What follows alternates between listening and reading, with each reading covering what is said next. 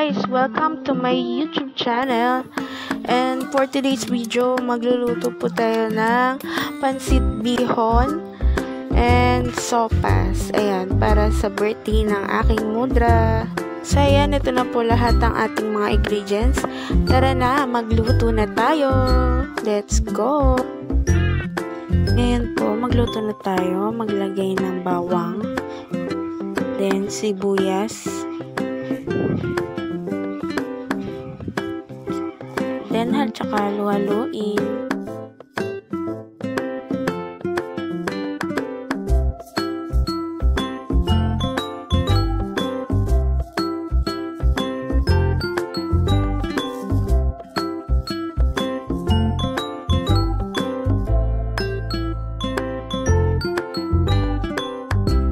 Then, ilagay po natin ng nilagang manok.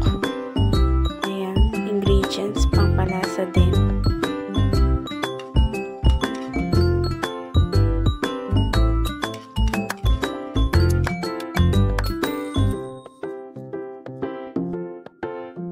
Then, sunod po natin ang mga gulay. Ayan, kung mahilig po kayo sa gulay. Ayan po ang mga gulay. Masustansya.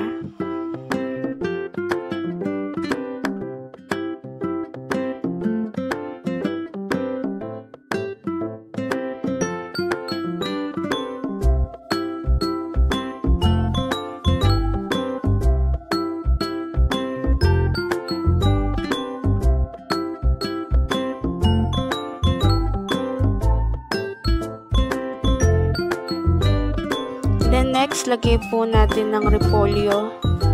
Ayan, masarap yung repolyo na yan.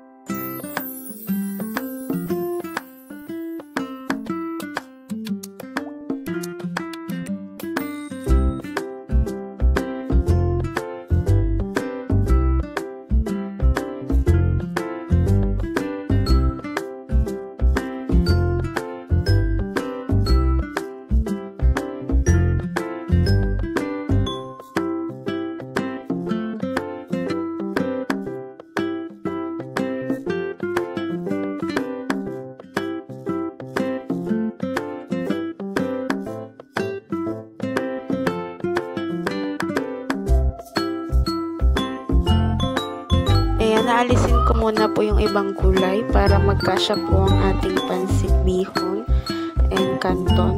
Ilagyan na po natin ng tubig. Actually, yung pinaglagaan po yan ng manok kanina. So, ayan. Dagdagan natin ng tubig. Then, lagyan na po natin ng soy sauce or toyo.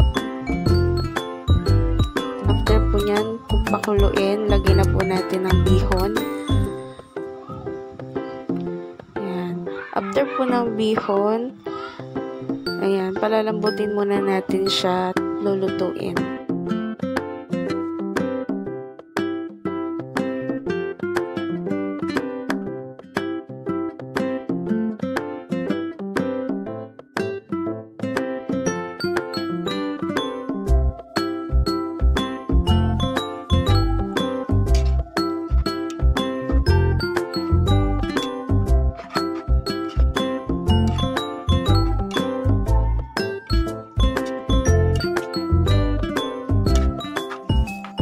Ilagay ko na po yung pansit canton para po mas masarap pagka may pansit canton at bihon.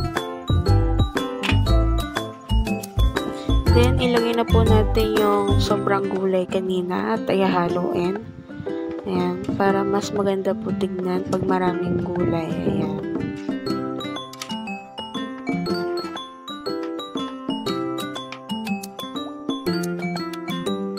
Tara, luto na. Kainan na po tayo.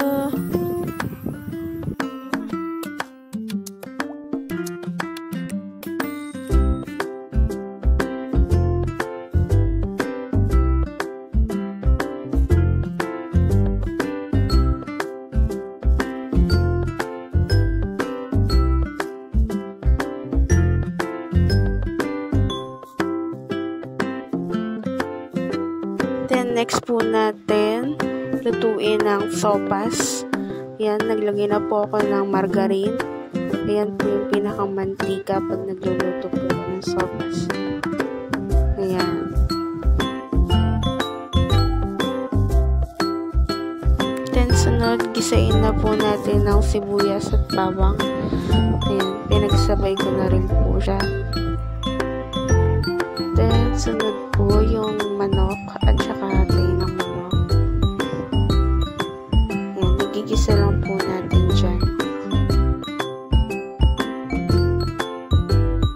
Then, lagyan po natin ng konting carrots. Ayan.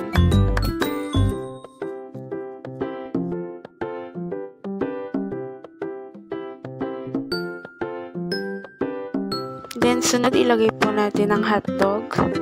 Ayan.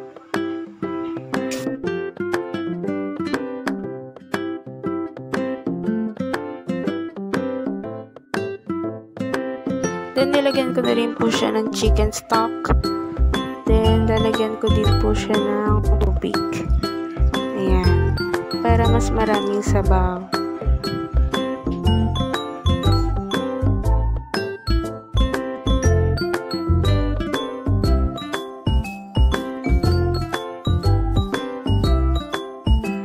So, after po niyan kumulo, naglagay na rin po ako ng macaroni and yung iba milk. Ayan. So, nilagay ko na rin po ang repolyo. Then, tsaran! Luto na ang ating sopas.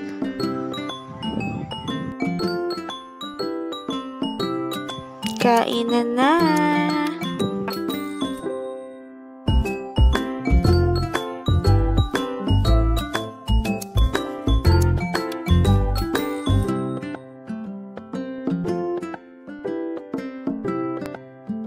So, yan. Happy birthday, Mother in heaven.